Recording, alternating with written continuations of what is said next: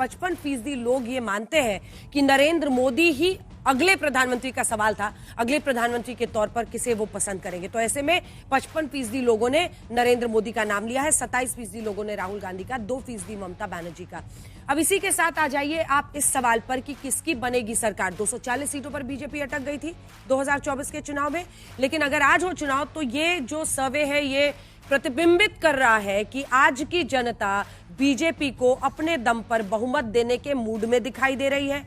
352 सीटों पर एनडीए को पहुंचा रही है, 182 पर इंडिया गठबंधन को, जहां भारतीय जनता पार्टी को 280 से ज्यादा सीटें अकेले दे रही है, वहीं 88 सीटें कांग्रेस पार्टी की झोली में डालती हुई दिखाई दे रही है। ये ट्रैकर्स, ये सब कुछ हम आपको दिखाते रहेंगे, लेकिन देश की जनता को जांच एजेंसियों पर कितना भरोसा है, चुनाव आयोग के बारे में जनता क्या सोचती है, एसआईआर को लेकर जनता के मन में क्या चल रहा है, और विपक्ष जिस वोट चोरी के मुद्दे को खूब जोर शोर से उठा रहा है उस पर जनता क्या राय रखती है।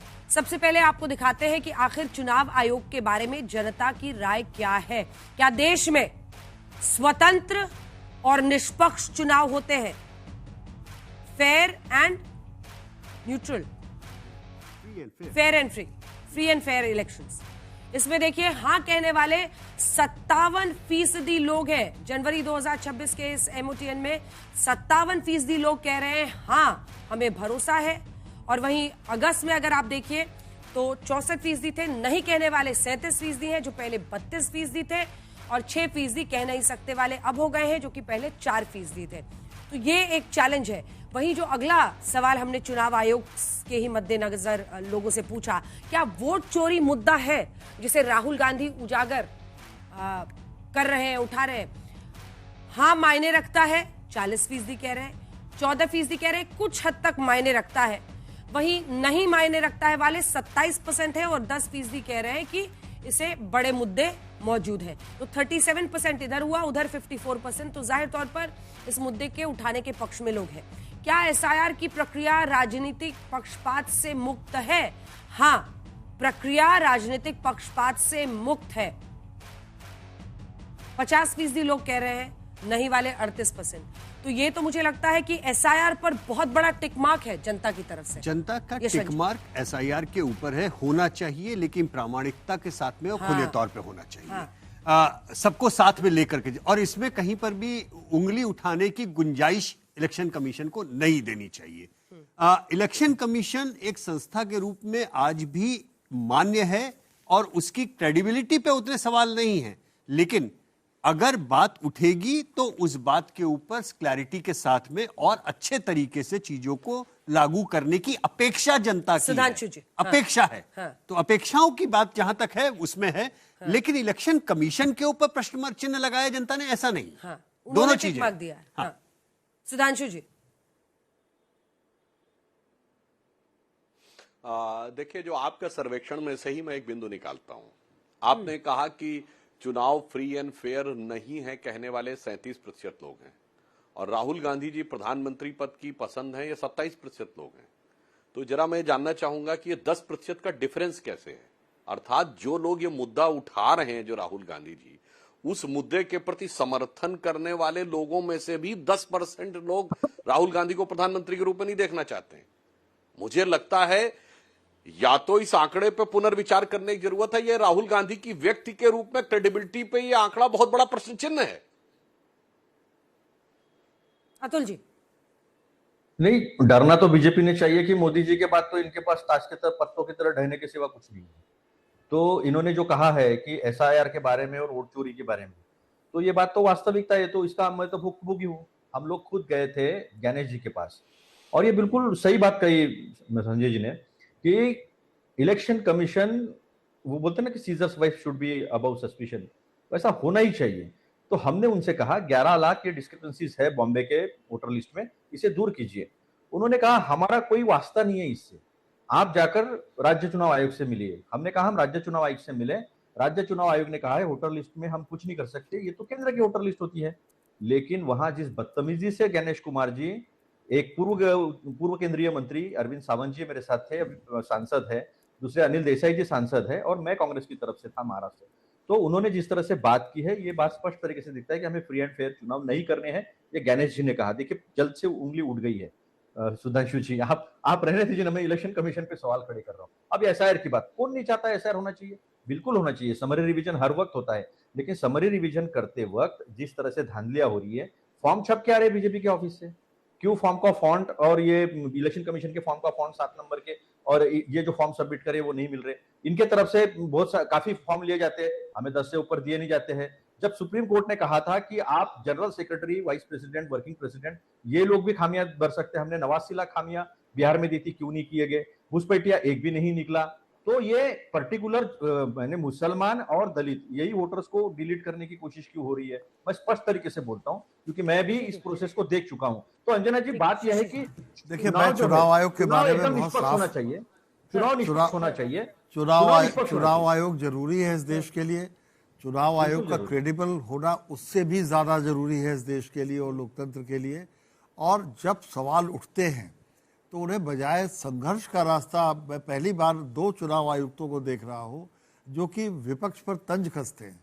उन्हें सफाई देनी चाहिए, बल्कि मैं सफाई शब्द तो थोड़ा गलत है, अपराधी नहीं है, लेकिन उन्हें स्थितियां साफ करनी चाहिए, क्योंकि वो इस देश के लोकतंत्र के रक्षक हैं और आने वाली पीढ़ियां लोकतांत्रिक बनी रहे, इसकी जिम्मेदारी उनके ऊपर है। इसके बाद आ रही सुधांशु जी, एक बार जवाब। अच्छा ठीक है, 10 सेकंड में सवाल कीजिए, लेकिन सुनिए ना सर, मतलब देखिए, मैं ये सिर्फ बोलने के लिए नहीं बोल रही हूँ, काउंटर आर्ग्यूमेंट के लिए नहीं पूछ रही हूँ, मैं सही में मेरे अंदर कौतूहल है ये जानने के लिए कि क्या वाकई अब ईवीएम हैकिंग, ईवीएम में ही गड़बड़ी कर देते हैं, ईवीएम में ही सब कुछ गड़बड़ हो जा रहा है, ये वाला अब बिल्कुल खत्म हो गया है क्या? क्योंकि ईवीएम शब्द हमने अभी हाल के 1-2 चुनावों में नहीं सुना है। नहीं, सुनिए, अभी अब सिर्फ इलेक्टोरल रोल पे सारी कहानी चल रही है। सुनिए ना, नागपुर इलेक्शन कमीशन में हमने कुछ सवाल उठाए। फॉर्म नंबर 17C होता है जो हमारे पास आता है बूथ से, जो साइन करता है प्रिसाइडिंग ऑफिसर, उसके ऊपर मशीन का नंबर होता है। शशि जी को पता होगा इस बात से, मशीन का नंबर होता है। जब हमने कुछ मशीन पे ऑब्जेक्शन लिया कि हमारे पास जो नंबर है वो नंबर और आपने जो मशीन काउंटिंग के लाई है, ये मशीन मैच नहीं होती है। 10% मशीन थी, लेकिन हमारा ऑब्जेक्शन ना तो एंटरटेन किया गया ना सुना गया। अब मैं सुधांशु जी से कुछ सवाल पूछना चाहूंगा, क्योंकि सरकार उनकी है, मैं विपक्ष का कार्यकर्ता हूं, मैं उनसे कुछ सवाल पूछना चाहता हूं। आपने 2023 में ऐसा कानून क्यों लाया, सेक्शन 16 में चेंज करवाकर, कि कोई इलेक्शन कमिश्नर कोई गलती करता है, जो भी काम करता है, वो कभी कोर्ट में नहीं लिया जाएगा? सेकेंड, कमेटी, नहीं सुनिए ना, 2-3 सवाल है जल्दी। दूसरा सवाल मेरा ये है कि ठीक है, कमेटी जब भी बनी हो, हमारे वक्त नहीं होगी, हमने बहुत गलत काम किए होंगे, लेकिन अभी जो कमेटी बनी है उस कमेटी में से उसकी तटस्थता खत्म कर आपने जो मुख्य चुनाव आयुक्त, चीफ जस्टिस ऑफ इंडिया है, उन्हें क्यों निकाल दिया है? क्यों निकाल दिया है आपने? ये दो जवाब दीजिए सुधांशु जी, जवाब बताइए, लेकिन 2 ही मैं प्रातिनिधिक सवाल पूछता हूं। अब जवाब दे दो हाँ। अतुल जी, अब आपको स्पष्ट बिल्कुल पॉइंट बाय पॉइंट जवाब देता हूं। केरल में अभी नगर निगम के चुनाव हुए, जो केरल के राज्य चुनाव आयोग ने कराए, केंद्र चुनाव आयोग ने नहीं करवाए। सर दोनों बात, सब जवाब दे रहे, आपने ढेर सारे प्रश्न किए, कम बार जवाब प्रश्न किए मैंने। अब मैं आपसे चुनौती और विनम्रता से पूछता हूं। अरे भाई जवाब दे रहा हूं, काहे आप परेशान हो रहे हैं? स्टेप बाय स्टेप जवाब दे रहे हैं आपके। केरल में राज्य के चुनाव आयोग ने नगर निगम के चुनाव करवाए। 2024 का लोकसभा हुआ केरल में, वो केंद्र के चुनाव आयोग ने कराए। आपके राज्य चुनाव आयोग ने क्या कोई वोटर सूची में गड़बड़ी पाई या नहीं? बोलिए हाँ या मेरी सरकार नहीं है, पाई तो दिखाई क्यों नहीं? मेरी अगर सरकार नहीं पाई तो आपका ये पॉइंट यहीं आप पे खत्म हो गया। मेरी जब सरकार नहीं आपका है। खुद का राज्य का चुनाव आयोग वही सूची को वेरीफाई कर रहा है और उसके बाद आप अनाप शनाप बोलते हैं, तो यह बात अपने आप में बहुत बड़ा सवाल खड़ा करती है। और मेरे भाई अब पूरी बात सुनिए। गलत जवाब। आपने देश भर में कहा भाजपा ने वोट चोरी कर लिया। केरल में एक बार एलडीएफ जीतती थी, एक बार यूडीएफ जीतती थी, यानी एक बार कम्युनिस्ट गठबंधन, एक बार कांग्रेस गठबंधन। वैसे उसे कांग्रेस गठबंधन के बजाय मुस्लिम लीग गठबंधन कहना चाहिए। इस बार पहली बार ऐसा हुआ है 40 सालों के बाद, जब कांग्रेस गठबंधन नहीं सत्ता में आ पाया, कम्युनिस्ट गठबंधन दोबारा आ गया। तो भाई साहब, ये केरल में आपका वोट किसने चोरी किया, जरा मुझे ये कम से कम बता दीजिएगा। उसके बाद आके भाषण दीजिएगा आके कि वोट चोरी हो गया। अब आपने जो नियम की बात कही, नियम का जो प्रावधान है, मैं पुनः बताना चाहता हूं। इन लोगों ने खूब हल्ला मचाया कि 45 दिन के अंदर सीसीटीवी उसके बाद नहीं देंगे। ये नियम क्यों बनाया गया? अंजना जी, आपके शो के साथ साथ मैंने संसद में जिस दिन बोला था, उस समय बिहार के चुनाव के रिजल्ट आए सिर्फ 30 दिन हुए थे। मैंने कहा था जाओ भाई, 45 दिन का समय है, क्यों नहीं सीसीटीवी मांग रहे हो, क्यों नहीं दिखा रहे हो? कोई नहीं मांगा। जवाब देना है बिहार का चुनाव परिणाम 14 नवंबर को आया, 29 दिसंबर को 45 दिन पूरे हुए, आपने मांगा नहीं मांगा। अब मैं उसका संवैधान वोट जा सकते हैं। ये सारा अरे भाई एक वंस एंड फॉर ऑल इसको खत्म कीजिए ना। ये झूठ बोल रहे हैं सुधांशु जी, झूठ बोल रहे हैं, उसका जवाब देना है। अरे लीगल कोर्स क्यों नहीं अपनाते हैं आप लोग? क्या झूठ बोल रहे हैं? लीगल कोर्स है, लेकिन एक राष्ट्रव्यापी आंदोलन आप क्यों नहीं छेड़ते हैं? जनता के बीच क्यों नहीं जाते इसको लेकर? शशि जी मुझे जवाब देना है। मैं तो अपनी बात जवाब देना है। पूरा कर रहे हैं सुधांशु जी, 2 लाइन में पूरा कर रहे हैं, फिर जवाब दे दीजिएगा। अतुल जी मैं पूरी बात कर दूं। सुधांशु जी हाँ 2 लाइन में पूरा। अब मैं आपसे कहना चाहता हूं, सुनिए ना, मेरा सुन लीजिए। यदि बिहार में यह मुद्दा नहीं था, मगर यह मुद्दा क्यों बनाया गया? क्योंकि कांग्रेस का नेतृत्व अब ऐसी शक्तियों के हाथ में है। यूएस प्रेसिडेंट डोनाल्ड ट्रंप ने कहा कि यूएस एड ने मिलियंस ऑफ डॉलर खर्च किए कि भारत में मतदाता सूची में मतदाताओं की संख्या बढ़ाई जाए। उसने एड रोक दी। उसने कहा मुझे समझ में नहीं आ रहा था यूएस एड को क्या लेना देना भारत में मतदाताओं का टर्नआउट बढ़ाने से। चूंकि कांग्रेस का उद्देश्य चुनाव जीतना नहीं है, कांग्रेस का उद्देश्य देश में अराजकता पैदा करना है, इसलिए तेजस्वी यादव उसकी बलि चढ़ गए। उन्होंने कोई मुद्दा नहीं बनाया, ना महंगाई ना बेरोजगारी, जितने मुद्दे हैं। चूंकि कांग्रेस का उद्देश्य चुनाव लड़ना नहीं, जमीन पे आधार बनाना नहीं, चुनाव जीतना नहीं, देश में अराजकता पैदा करना है, इसलिए वो एसआईआर का मुद्दा बना रहे थे। अब बोलिए जो बोलना है। जवाब दीजिए। और मैं यूएस पहली बात तो प्रमाण केरल में हमारी सरकार नहीं है।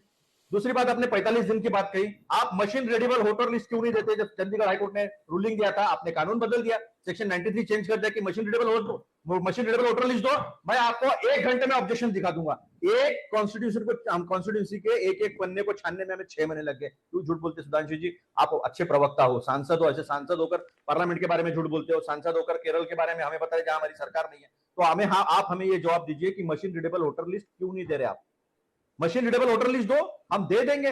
45 दिन में 6 महीने लग जाते हैं एक पन्ने को खोजते स्पॉट में जाकर। कर्नाटक में हमारी सरकार है, सुनिए ना, सुनिए, कर्नाटक में हमारी सरकार है। मैं बीच में बोला नहीं सुधांशु जी, शोभा नहीं देता, हमारे दोनों के बीच में शोभा नहीं देता है। मुझे खत्म करने दीजिए, फिर आप बात कीजिए। कर्नाटक में हमने ये चीजें सामने लाई, सबूत के साथ सामने लाई। मैंने खुद महाराष्ट्र में राजूरा नाम की जो कॉन्स्टिट्यूंसी है, वहां पर इलेक्शन कमीशन ने 12 महीने हो गए, खुद ही ने एफआईआर दर्ज की है, लेकिन आपका इलेक्शन टाइम खत्म हो रहा है, टाइम खत्म हो रहा है, जल्दी से एक लाइन का कमेंट।